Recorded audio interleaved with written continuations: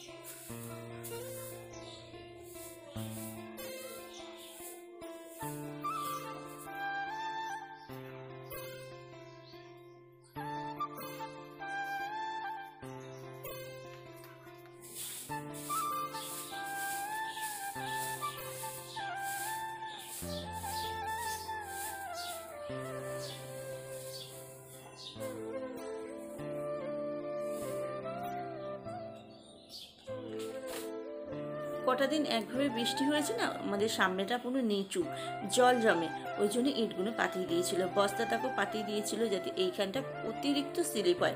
একদম বৃষ্টি হলে না সামনের দিয়ে হাঁটা যায় না, একদম এই চালের নিচু দিয়ে এখান থেকে উড়োনের পাড় দিয়ে হাঁটতে হয়।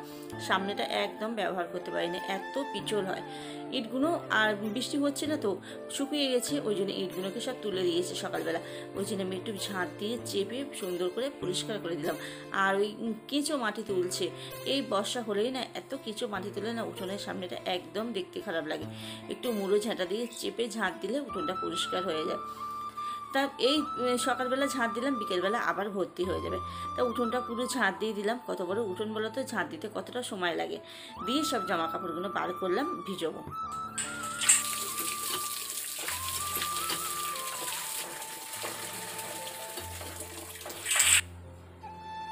এগুলো তুলেই রেখেছিলাম কালকে, আজ কালকে আর কাচা হয়নি, অনেকটা বেলা হয়ে গেছিলো বলে কাচতে পারলাম না, ওই জন্য আজকেই সব কেচে দেবো।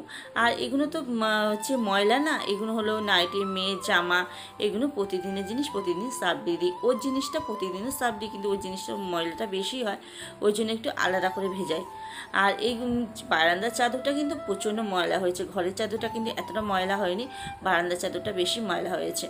তারপর ঘরে চলে এলাম, ঘরে এসে মেয়ে উঠে পড়েছিল, বিছানা পরিষ্কার করলাম, করে নিয়ে তারপর জামা কাপড়গুলো কেচে দিলাম। আকাশটা দেখো কিরকম একটু মেঘ করেছে, আর কি গুমটো গরম রেখেছে, কি বলবো, এত কষ্ট হচ্ছে না। সকালবেলা এখন ওই 8টা মতন বাজে, তাই জন্য ফাঁকে দাঁড়াতে পারছি না, মানে এত রোদের তেজ, মানে মনে হচ্ছে না গা জ্বলে যাচ্ছে। মানে রোদ্দুর উঠলেও কিন্তু এতটা কষ্ট হয় না, যখন আকাশটা কিন্তু গুম হয়ে রয়েছে, একটা গাছের পাতা নড়ছে না।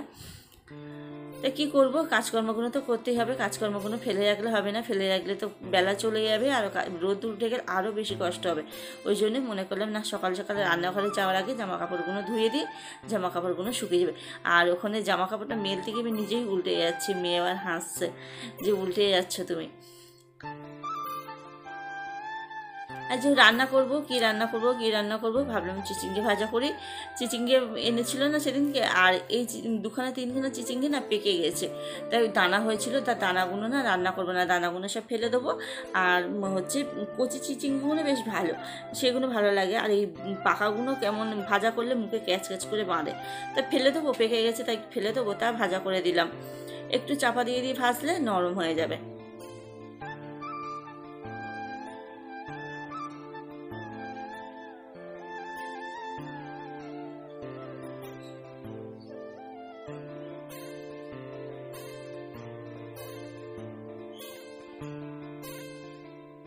কতটা বাসন জমেছে দেখেছো বেসিংয়ে, মানে সকালবেলায় চা খেয়ে বেরিয়ে গেছি না, তারপর না রান্নাঘরে ঢোকা হয়নি। তা ওই জন্যে হচ্ছে বাইরের কাজগুলো করছিলাম, রান্নাঘরে ঢুকিনি। রান্নাঘরে অনেকটা বাসন জমে গেছে, এখনই কালকের বাসনগুলো সব হচ্ছে গামলা থেকে বার করলাম, করে এই তাকটা পরিষ্কার করব। আর তেল চিটে হয়ে গেছে জানো, মানে এই রান্নাঘরে কী করবো, পোঁছা হয় তাও জানো না, কেমন দেয়ালগুলো দেখেছি কেমন তেল চিটে হয়ে গেছে, কেমন সব কালো কালো দাগ হয়ে গেছে। মনে হচ্ছে না ওইসব সব নামিয়ে যদি দেয়ালগুলো একটু সার্ফ জল দিয়ে ভালো করে ডলে পরিষ্কার করা হয় না, তাহলে তো পরিষ্কার হয়ে যাবে দেয়ালগুলো। পুরো দেয়ালটা পুরো কালো হয়ে গেছে। আর গ্যাসের পাশে যে কটা জিনিসই থাকবে, সেসব জিনিস তুমি যতই প্রতিদিন পরিষ্কার করো, হাওয়া পাস যদি ভালো করে না হয়, সেই সব জিনিস একটাও ভালো থাকে না, সব নোংরা হয়ে যায়। মানে আমার তো রান্নাঘরটা এমন পজিশন না, মানে হাওয়া পয়সার কোনো জায়গা নেই।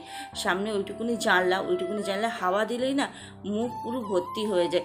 হাওয়া দিলে যে রান্নার ঝাঁসটা যে বাইরে বেরোবে, সে বাইরে বেরোতে পারে না, সেটা আবার ফেরত এসে আমার পুরো রান্নাঘরটা পুরো ভরে যায় একদম। ফ্রিজ রেখেছিলাম রান্নাঘরে, জানো আমি হচ্ছে প্রথম যখন ফ্রিজটা কিনেছিলাম তখন রান্নাঘরে রেখেছিলাম, মাস 2-1 মনে ছিল। তারপর ফ্রিজটা না পুরো উপরটা, ফ্রিজের দরজাটা পুরো একদম পুরো কালো চিকুট হয়ে গেছিলো। ওই যে ভেলভেট যে জিনিসগুলো থাকে না উপরে, যে সরু সরু এগুলো, ওইগুলো ভেতরে যে কী করে হাত দিয়ে আমি খাঁচ কাটাতো, হাত দিয়ে আমি কী করে ন্যাকড়া ঢুকিয়ে পরিষ্কার করবো। ওগুলো বেরাস থাকলে বেরাস দিয়ে ঘষে ঘষে পরিষ্কার করা যায়, তা স্কচব্রাইট দিয়ে ঘষে ঘষে পরিষ্কার করেছিলাম, কিন্তু একদম তেল চিটে হয়ে ফ্রিজটা পুরো নষ্ট হয়ে গেছে। ওই জন্য ফ্রিজটা রান্নাঘর থেকে বার করে দিলাম। রান্নাঘরে চিমনি না থাকলে রান্নাঘরে কোনো জিনিস, ভালো জিনিস রেখে শান্তি নেই। আর আমাদের মতন গরিবের ঘরে চিমনি মানেই তো স্বপ্ন দেখা, ওসব স্বপ্ন দেখি না বাবা, যেইটুকুনি আছে সেইটুকুনি অনেক।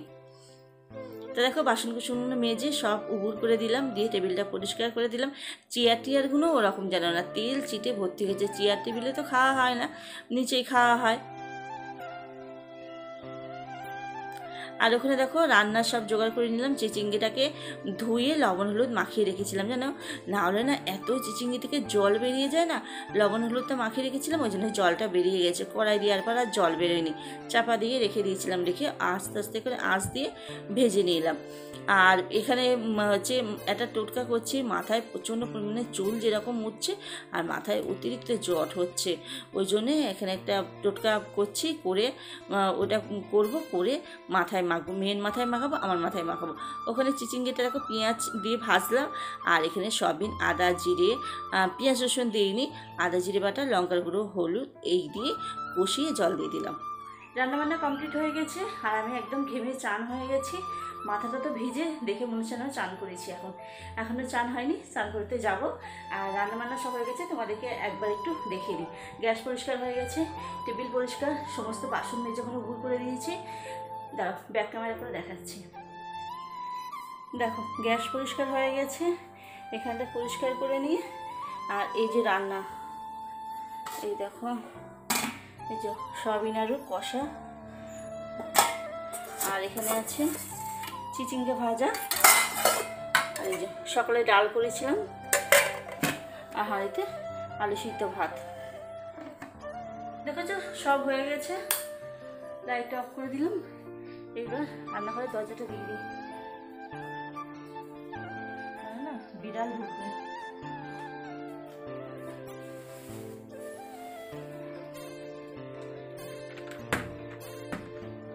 বিড়াল ঢুকবে না হলে। আর এই আর খাওয়ার জল নিয়ে এসেছি, এই দেখো ব্যাগে, কোথায় গেল, এই দেখো ব্যাগে বালতিতে সব খাওয়ার জল নিয়ে এসেছি। আর এই যে তেল শ্যাম্পু নিয়ে নিয়েছি। চলো চানটা করে আসি, তারপরে সারা দেখা হচ্ছে। দেখো চান করে চলে এলাম, এসে মাথাটা এখনো খুলিনি, এইভাবে বেড়ে রেখেছি, এইবার খুলবো। যে জামা কাপড়গুলো ছিল সব বাইরে, সব জামা কাপড়গুলো তুলে আনলাম, আর ওই জামা কাপড়গুলো সব মেলে দিলাম, দিয়ে এইবার বসেছি কাজে। এই দেখো সকালে কালকে যে কাজ আনলাম না, ওই দেখো এই যে কালকে খানিকটা করে রেখেছি, আর হচ্ছে বোটগুলো বসিয়ে রেখেছিলাম কালকে, আজকে আবার বসাতে বসবো। এখন 1টা বাজে, এখন 1 ঘন্টা করবো, 1 ঘন্টা যেটুকুনি হয় করে নিই, তারপর দুপুরবেলা খাওয়া দাওয়া করে নেবো। আজকে আর ভিডিওটা বড় করবো না, কারণ সকাল থেকে শুরু করেছি না, বড় করলে আর ভিডিওটা ছাড়তে পারবো না। তাহলে চলো বন্ধুরা, ভিডিওটা আজকে এই পর্যন্ত। ভিডিওটা যদি ভালো লাগে একটা লাইক করে দিই, কমেন্ট করে জানিয়ে কেমন লাগছে, আর চ্যানেলটা সাবস্ক্রাইব করে আমার পাশে থেকে যেও। কালকে একটা নতুন ব্লগের সাথে তোমাদের সাথে আবার দেখা হবে। ততক্ষণ সবাই ভালো থাকো, সুস্থ থাকো, টাটা।